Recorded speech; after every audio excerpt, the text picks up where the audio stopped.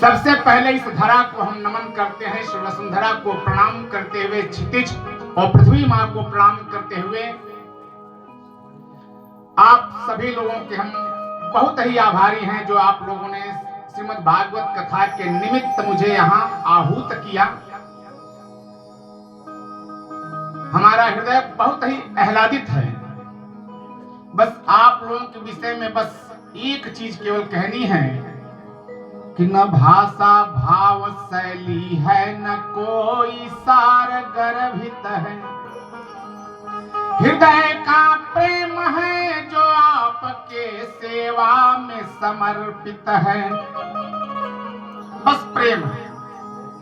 शायद न पता जन्म जन्मांतर युग युगांतर और कल्प कल्पांतर का प्रेम रहा हो जो आज मुझे अपने ही परिवार में आकर के परमात्मा के नाम का गुणानुवाद करने का सौभाग्य मिला है। कौन किसका है या कोई नहीं जानता है। हो सकता है पूर्व जमाने में हम आपके ही रहे हों, ये तो वही जानता है। सोई जानत जेहि देत जनाई। परमात्मा की अमृतमयी कथा को श्रवण करने से पहले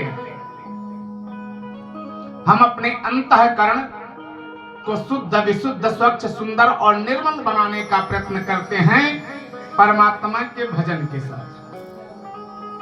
तो आप जिस अवस्था में हैं, जिस व्यवस्था में हैं,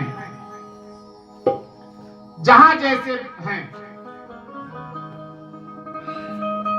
आप ताली बजाते हुए प्रेम से परमात्मा के नाम संकीर्तन में अपनी सहभागिता निभाइएगा। इसलिए कि ताली का बजना बहुत जरूरी है। बाबा रामदेव जी ने कहा इस अंगुली को दबाइएगा तो योग रोग समाप्त होगा, उसको दबाइएगा तो वह समाप्त हो जाएगा, तो इसमें हो जाएगा। लेकिन हमारे गोस्वामी जी ने कहा कि सारे एक साथ दबाओ। क्यों?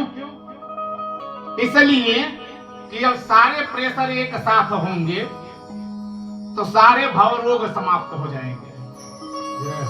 दूसरी बात, किसी भी प्रश्न पे, किसी भी बिंदु में, किसी में दिशा में, किसी भी भक्ति मार्ग में आदमी दिग्भ्रमित नहीं हो सकता। इसी नाते कहा कि राम कथा सुंदर करतारी, संशय विहग उड़ावन। हृदय में जो संशय है, जो भ्रम है, यह बैठता नहीं है जब हम ताली बजा के परमात्मा के नाम का गुणानुवाद करते हैं, अर्थात चर्चा करते हैं, कीर्तन करते हैं, संकीर्तन करते हैं। वैसे भी कहा गया है कि वह बागीचा बेकार होता है जिसमें माली न हो, वह तरबूजा बेकार होता है जिसमें लाली न हो, उस भजन का भी जीवन में कोई आनंद नहीं आता जिसमें परमात्मा की कीर्तन में, गुणानुवाद में यदि भक्तों की ताली न हो।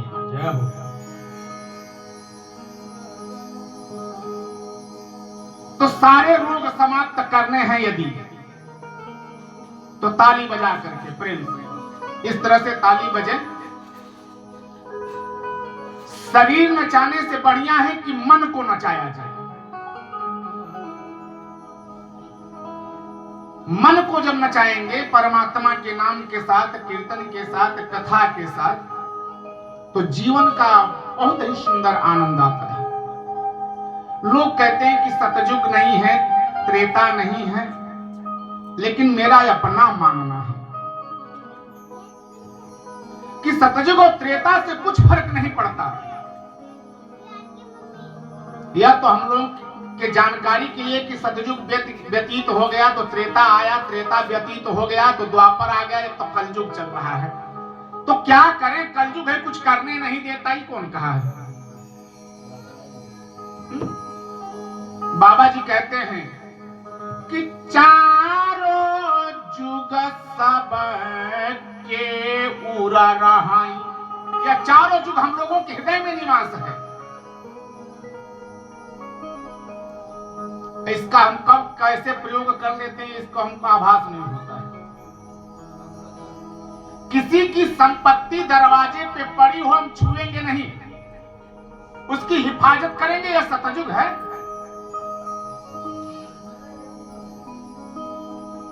अपने जान पे पड़ जाए लेकिन किसी की आबरू, किसी की इज्जत और प्रतिष्ठा नहीं जाने देंगे, चाहे वो हमारे गांव का गरीब हो चाहे कोई भी हो।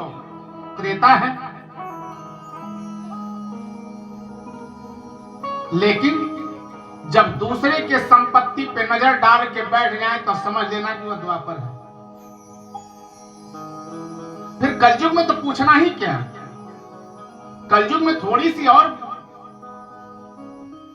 मामला अगर आगे बढ़, थोड़ा सा आगे मामला बढ़ जाए तो किसी की भी संपत्ति को अपना बना लिया जाए। कोई ये नहीं कहेगा कि नहीं आपकी है, सब लोग ये कहते हैं कि हमारी है। वो भी रहा है गांव में, देख ही रहे हैं आप। क्यों? श्रीमद् भागवत कथा इसी पे आधारित है। श्रीमद् भागवत कहती है कि हमें और आपको अपने जीवन में कैसे रहना है, कैसे चलना है, कैसे बोलना है, कैसे भजन करना है, यही भागवत कथा है। भागवत में 4 शब्द हैं। एकदम सहज और सरल भाषा का प्रयोग करने चल रहा हूं जिससे हर लोग समझ सके। 4 शब्द हैं भागवत। भागवत की कथा सुनने वाले के अंदर यह 4 गुण होना चाहिए, 4 प्रकार के स्वभाव आने चाहिए। पहला क्या? कि जब भागवत कथा में बैठे तो भाव का होना जरूरी है। और भागवत कथा में बैठे तो ज्ञान का होना, भागवत कथा में बैठे तो वैराग्य का होना जरूरी है। और भागवत कथा में बैठे तो तपस्या का होना जरूरी है। अच्छा, इतने लोग बैठे हैं बगैर भाव के थोड़ी ना बैठे हैं। भाव है तब बैठे हैं, भगवान के प्रति आस्था है, मन में परमात्मा से मिलने का लगन है तो बैठे हैं।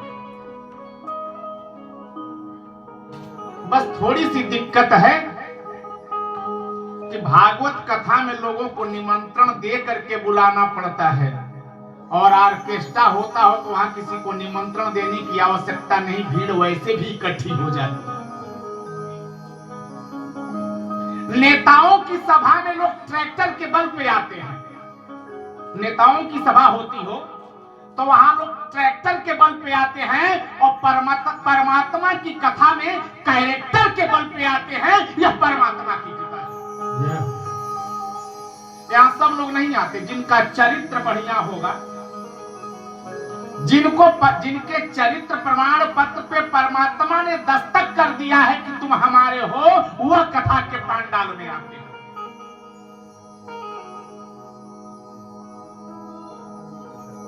सब लोग नहीं, भूल न देव कुमार, सभी लोग नहीं आते। तो भाव है तो लोग आए हैं। हमें जो है इसके आगे हमको जानना है कि करना क्या है। इस ज्ञानों को प्राप्त करने के लिए इस नाते ज्ञानवान है। 3-4 घंटे तक कथा होगी, दुनियादारी की कोई चिंता नहीं, छोड़ करके बैठ गए कथा में, जो होगा सो देखा जाएगा। यह वैराग्य है।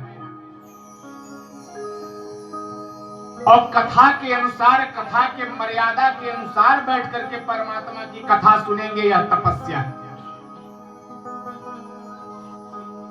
कथा आरंभ हो जाए तो 3 चीज की आवश्यकता है। जब कथा शुरू हो जाए तो 3 चीज की आवश्यकता। पहली भक्ति, कि जब करुण रस इत्यादि की वर्षा कथा के माध्यम से हो तो आंखों में आंसू आ जाए। आंसू ऐसे ही नहीं आता है। जब परमात्मा की कथाओं का चिंतन करते हैं, सुनते हैं, जब भाव हृदय में प्रवेश करता है तो आंखों से आंसू आता है। वैसे थोड़ी ना कोई रोता है। और भक्ति के साथ ज्ञान। कि सारी चीज भुला करके भगवान की कथा को सुनेंगे। और तीसरा स्तंभ है बैराग्य। उतने दिन घर के कार्य को भूल जाओ, 2 घंटे के लिए 3 घंटे के लिए, नहीं तो कथा में बैठे हैं और दिमाग वहां है कि भैंस को चारा नहीं डाले, बर्तन को धुले नहीं, किवाड़ खोल करके आए हैं, न पता कौन घुस ले, फिर कोई मतलब नहीं। 3 घंटे के लिए कम से कम तो इत्मीनान से हम कथा सुने। आप लोगों का सौभाग्य है कि नहीं, यह मैं नहीं जानता, लेकिन मैं एक बात जानता हूं कि मेरे जिंदगी का सबसे बड़ा सौभाग्य है जो आप लोगों का दीदार हुआ, यह मेरा सौभाग्य है।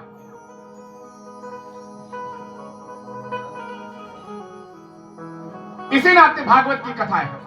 भागवत की कथा में भगवान को बहुत बड़ा नहीं बताया गया कि हमारे भगवान बहुत बड़े हैं।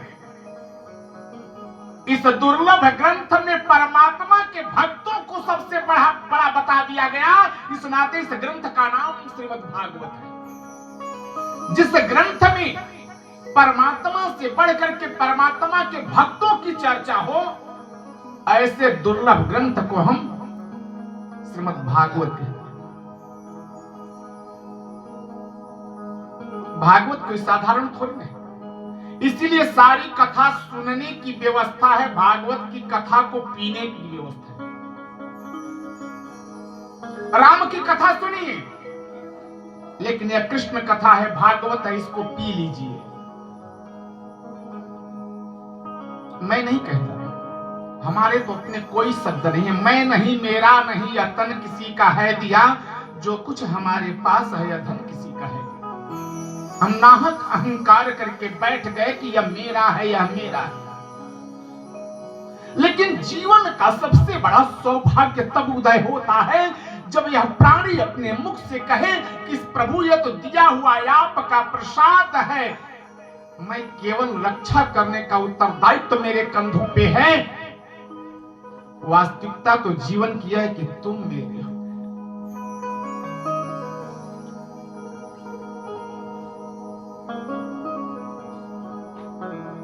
यह जीवन का सबसे बड़ा सौभाग्य है, जहां बाप को बेटे के साथ, मां को बेटे के साथ, मां को बहू के साथ, बेटे को मां बाप के साथ कैसे रहना चाहिए, ये सारे सरीके तलीके तहजीब संस्कार सभ्यता संस्कृति श्रीमद् भागवत सिखाती है। बहुत ही अद्भुत ग्रंथ। हम अपने जिंदगी में कौन सी चूक कर बैठे, कौन सी गलती कर बैठे, उसका परिणाम क्या हुआ, इन समस्त लीलाओं का दर्शन हम श्रीमद् भागवत के माध्यम से करेंगे। लेकिन आइए ताली बजा के परमात्मा का भजन करते हैं। तत्पश्चात आप लोगों के आशीर्वाद से, प्रभु के कृपा से, इस धरा के सौभाग्य से जो हमको अपने जीवन में मिला है, आप लोगों की संपत्ति को आप लोगों के झोली में डालने का प्रयत्न करेंगे।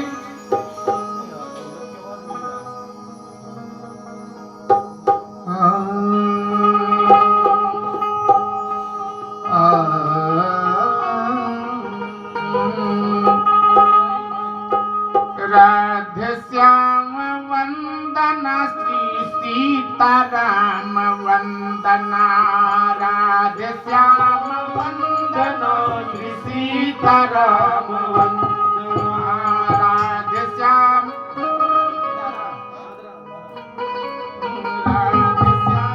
वंदना श्री सीताराम वंदना, राधे श्याम वंदना श्री सीताराम वंदना, राधे श्याम वंदना श्री सीताराम वंदना, राधे श्याम वंदना श्री सीताराम वंदना, राधे श्याम वंदना श्री सीताराम वंदना, राधे श्याम वंदना श्री सीताराम वंदना, राधे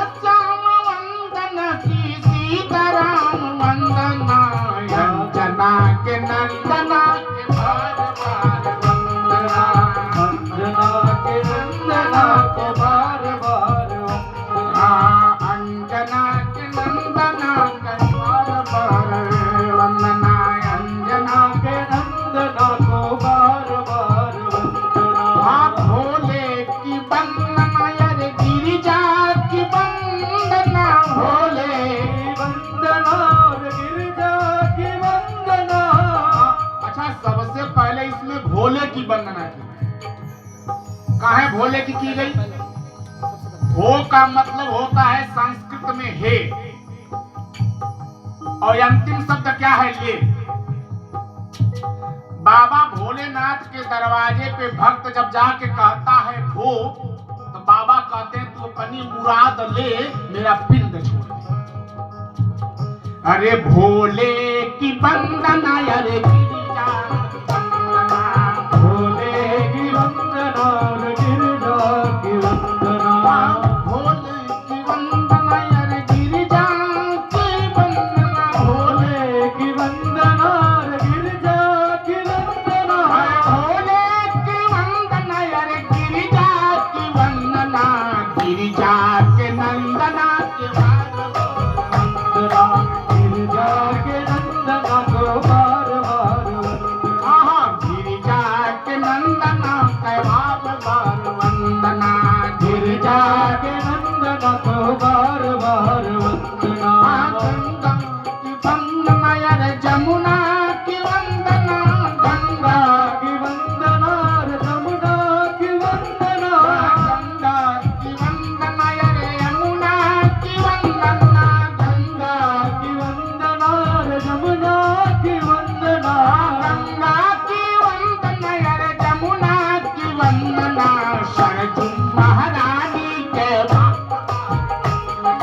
सरजू महारानी के बार बार वंदना, सरजू महारानी बार बार वंदना, काली की वंदना, सरस्वती की वंदना, काली की वंदना, सरस्वती की वंदना, काली की वंदना, अरे सरस्वती की वंदना, काली की वंदना, सरस्वती की वंदना, काली की वंदना, अरे सरस्वती की वंदना, लक्ष्मी महारानी बार बार वंदना, लक्ष्मी महारानी की बार बार वंदना, लक्ष्मी महारानी के बार बार वंदना, लक्ष्मी महारानी के बार बार वंदना, लक्ष्मी महारानी के बार बार वंदना, लक्ष्मी महारानी के बार बार वंदना।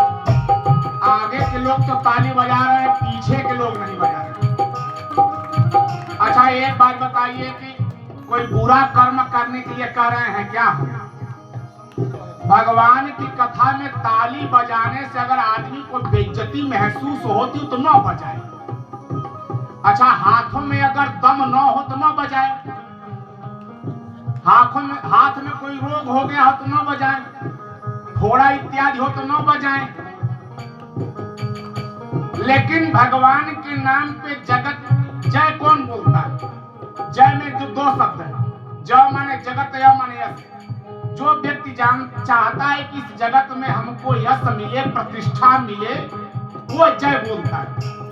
अच्छा हिंदुस्तान में सबसे ज्यादा ताली कौन बजाता है? ये पूरे हिंदुस्तान में सबसे ज्यादा ताली कौन बजाते हैं? आप लोग तो जान ही रहे होंगे, बताने की कोई आवश्यकता नहीं। अच्छा उन लोगों को कभी आप लोगों ने आईसीयू में भर्ती हुए देखा है? कोरोना काल में कितने मरे पता है आप लोगों को?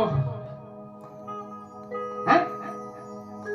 कभी बीपी और शुगर की दवा खाते हुए आप लोगों ने देखा है? क्यों? वो पूरी ताली बजाते हैं घूम करके। तो ताली बजाने में इतना दम है कि उनको कोई रोग नहीं होता। हम भगवान के काम में इतना संकोच होता है। अच्छा कुछ लोग सोचते हैं हम बजाएं तो लोग क्या कहेंगे? कोई बुरा थोड़ी नहीं कहेगा, बढ़िया ही कहेगा भाई। है? लगे अभी हमने थोड़ा टाइम ही बोला, हमको गर्मी हो रही है और आप लोग जो है क्या नाम पूरा बैठे थोड़ा जम करके महफिल को सजाइए और सज जाइए। हमको सजने सजाने की कोई आवश्यकता नहीं, सजना आपको है। सुधरना राम को नहीं है, सुधरना कृष्ण को नहीं है, सुधरना खाटू बाबा को नहीं है, सुधरना हमें और आपको। इसलिए कथा की आवश्यकता है, इसलिए भजन की आवश्यकता है। हमारे घरों में सब कुछ है, लेकिन जो चीज वास्तव में चाहिए वो नहीं है। बस इतने के लिए कथा की आवश्यकता है। और मिलती कहां है? कथा में। क्यों? बीनु सत्संग विवेक न होई। बगैर सत्संग के विवेक नहीं होता। लेकिन सत्संग भी हो जाएगा क्या? तब होगा। इस धरा का सबसे बड़ा सौभाग्य है, इस गांव के लोगों का सुकर्म है, पुण्य है जो आज कथा इस गांव में हो रही है। इस गांव के लोगों के अंदर धर्म नहीं होता, कर्म नहीं होता, सुंदर विचार नहीं होता, चरित्र नहीं होता, तो पूरा गांव एकत्रित हो जाता, राम की कथा नहीं होती। भगवान की भी कथा वही होती है जिस जगह को परमात्मा अपना समझते हैं। बहुत ऐसे गांव हैं, पैसे बहुत है लेकिन कथा आज तक नहीं हुई।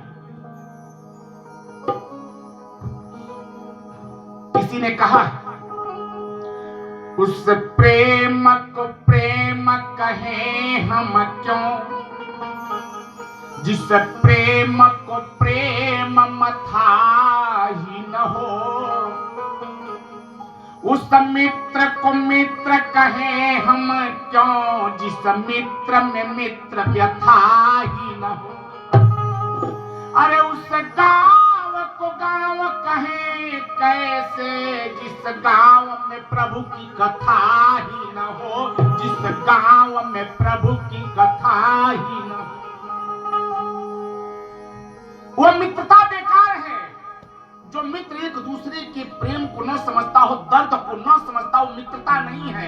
आज तो मित्र है ये नहीं है, आज तो दोस्त हैं। दोस्त का मतलब क्या है? What is meaning of the दोस्त? दोस्त का दो माने दोस्त, अयस्त माने डूब जाना। जहां सारे दोस्त आकर के अस्त हो रहे हैं, बड़े लोग से कहते हैं हमारा दोस्त है। दोस्त दोस्ती में दोस्त का गर्दन काट सकता है, लेकिन मित्र मदद कर सकता है, गला नहीं काट सकता।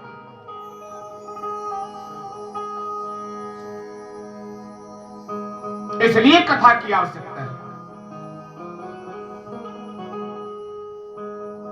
इसलिए झूम करके ताली बजाइए।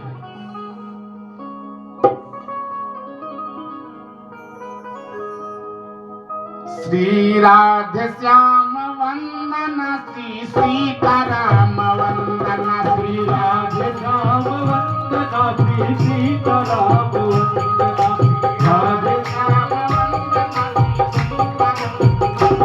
श्री राधे श्याम वंदना, श्री सीताराम वंदना। संत चरण वंदना, अरे भक्ति चरण वंदना, संत चरण वंदना, भक्ति चरण वंदना।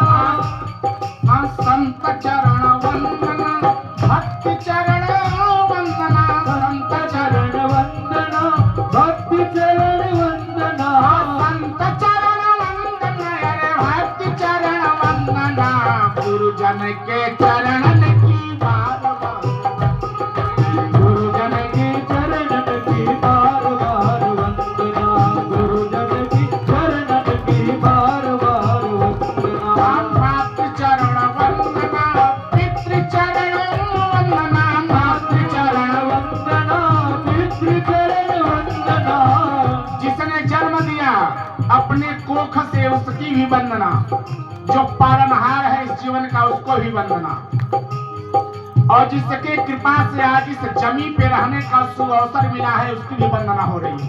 पितरों की अरे मातृ चरण वंदना, अरे पितृ चरण वंदना, मातृ चरण वंदना, पितृ चरण वंदना, अरे मातृ चरण वंदना, पितृ चरण वंदना, मातृ चरण वंदना, पितृ चरण वंदना, मातृ चरण वंदना, अरे पितृ चरण वंदना।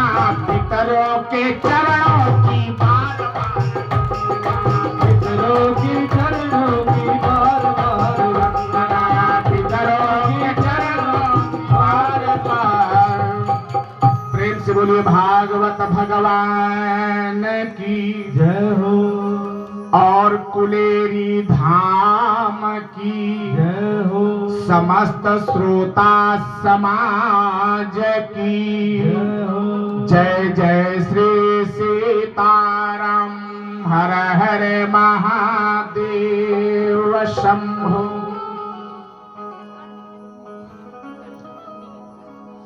श्रीमद् भागवत कथा में मैंने निवेदन किया, नैनिखे सूतमासीनम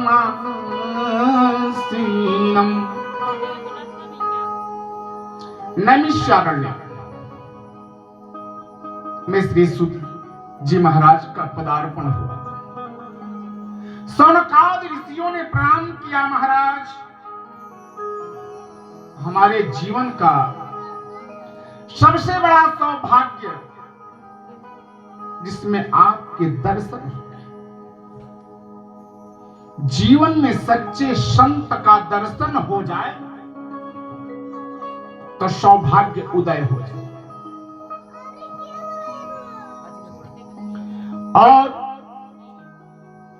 जीवन में संत की संगति मिल जाए तो पुण्य उदय हो जाए। लेकिन जब सच्चा संत जब जाने लगता है तो समझिए कि दुर्भाग्य तब